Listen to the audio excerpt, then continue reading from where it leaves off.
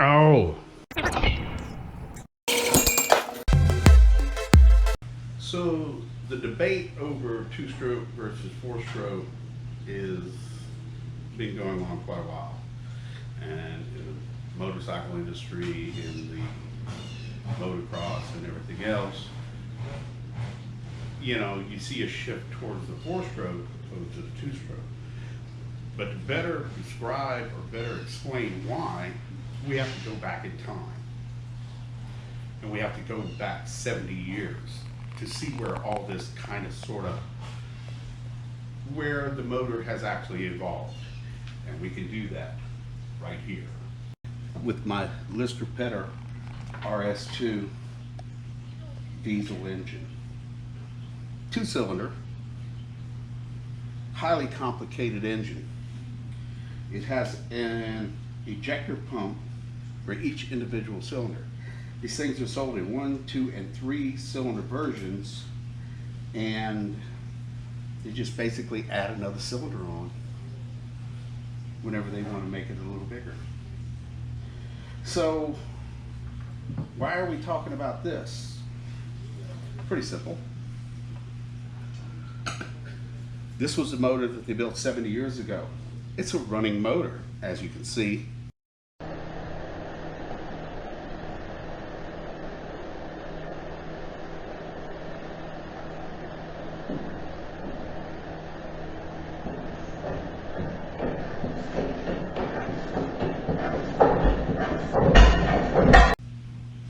And I lovingly restored it from its kind of bad condition.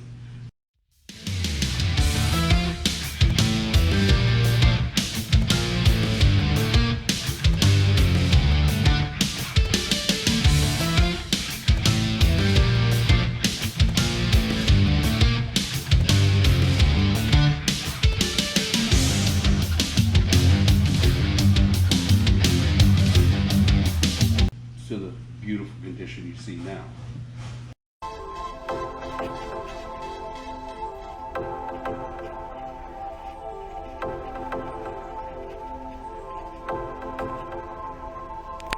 It's still here. It's not going anywhere. It's a masterpiece of engineering technology. If you go back and look at the videos of where I restored this thing and cranked it up and everything, you'll see that it's pristine on the inside. It's clean. How many hours of runtime it has on it, God only knows, because it's anywhere from 60 to 70 years old. These engines are still used in England now, and that's where the motor was made, in England. And they're still used in the narrow boats. They're used in India to power pumps and machinery. It develops a massive 12 horsepower, which isn't very much, at 1800 RPMs. And there's really no mods you can do to it because that's what it was designed to do. The torque factor on this thing is incredible. You could put this in a bike, you could put a 52 sprocket on the motor and a 28 on the back and literally do 100 miles an hour, and the engine would pull it. The fascinating thing about these motors is, if you look back on one of my videos where it says painting, polishing, and cleaning of the Lister Petter RS2, a guy sent a comment to me that I thought was absolutely awesome. As a school project, they were given the challenge to build a streamliner to put an LT1 Lister diesel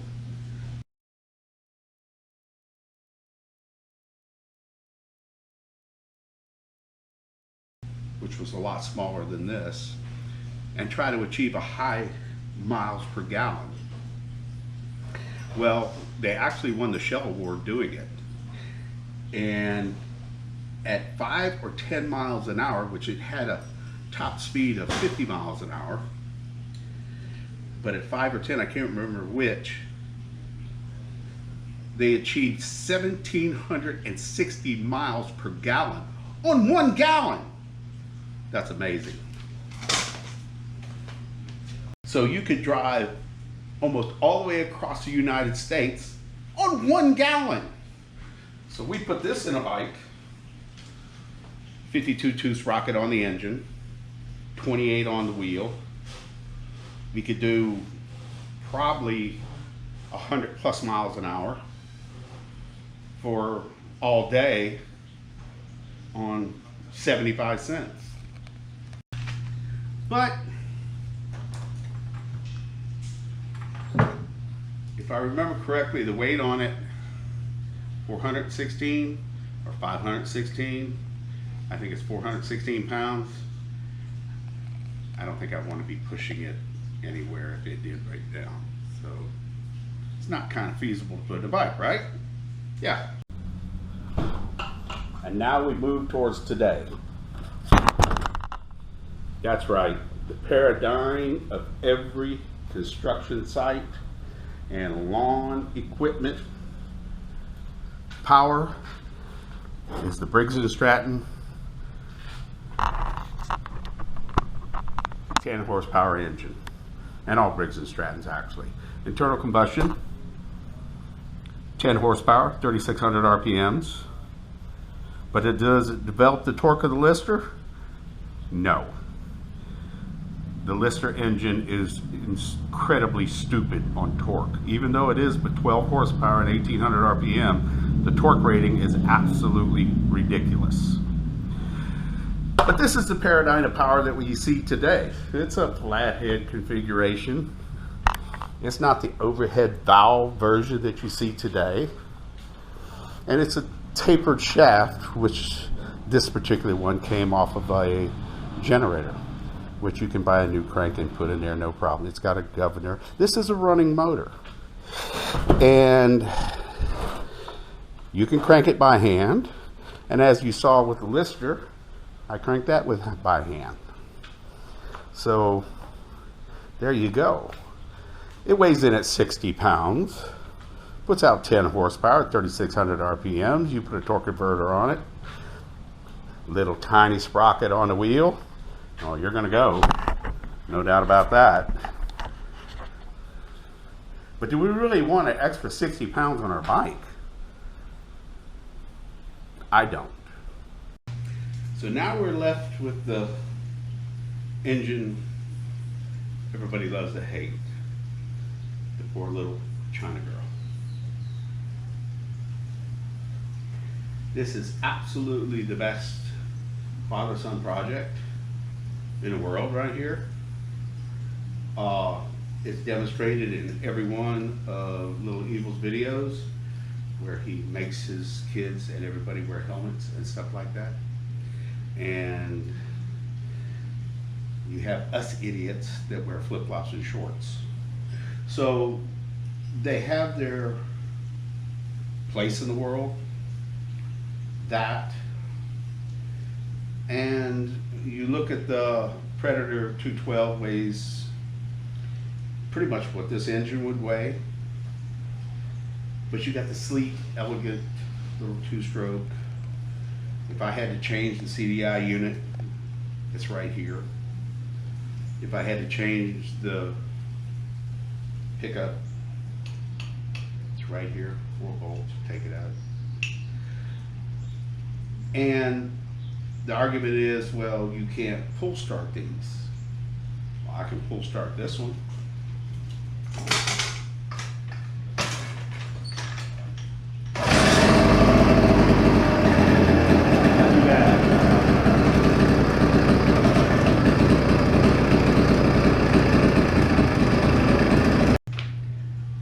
Now I've got a silencer on it now. For some reason, probably more back pressure, I've gained almost 2 miles an hour. So I'm over 40 miles an hour on this thing right now. Never touched this jug. Never touched any of this. Now it does have a 38 millimeter crank and a, what they call a low hole piston. Another pro tip right here. Drill holes in your Allen bolts and wire them. They'll never get loose. But anyway,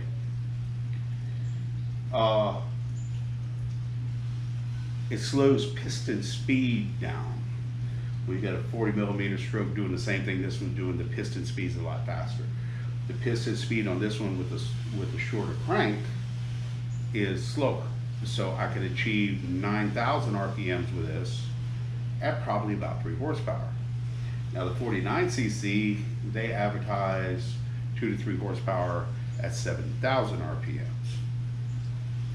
We need to prove that.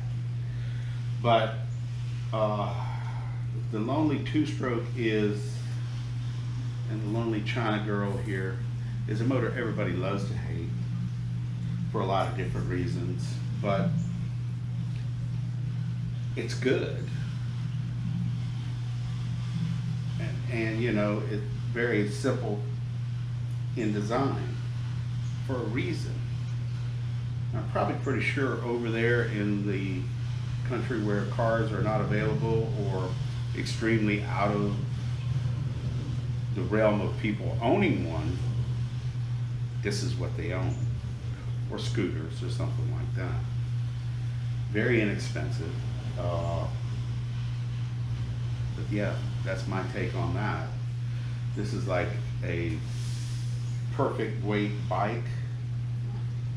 It's not that heavy. If I had to push something out of the woods, if it wouldn't crank, and like with the 4-strokes, I kind of go, well, I got a hand crank on that one. I could carry the hand crank on the Lister.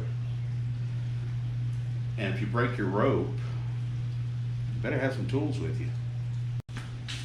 So in the long run, you ask me who wins. The 2-stroke, the 4-stroke, the big diesel. I don't like any of them. I think they all lose, to be honest with you. But when I go down the road or through a neighborhood, I want to sound like this. Or you could go down through the neighborhood sounding like this. So please hit like and subscribe. It's a simple thing. But most of all, please leave a comment. That's more important to me than the likes and the shares and the subs, because I get feedback from people and I really like that. I'm in this shop by myself and I love doing what I do. There's a lot of things I do here, restoring that motor and everything else. It was just a wonderful, wonderful experience doing that, and I still have it. And it is a marvel of engineering history. It's 70 years old, 60, 70 years old. Still runs. Very good too, by the way. But at the end of the day, I want to sound like this.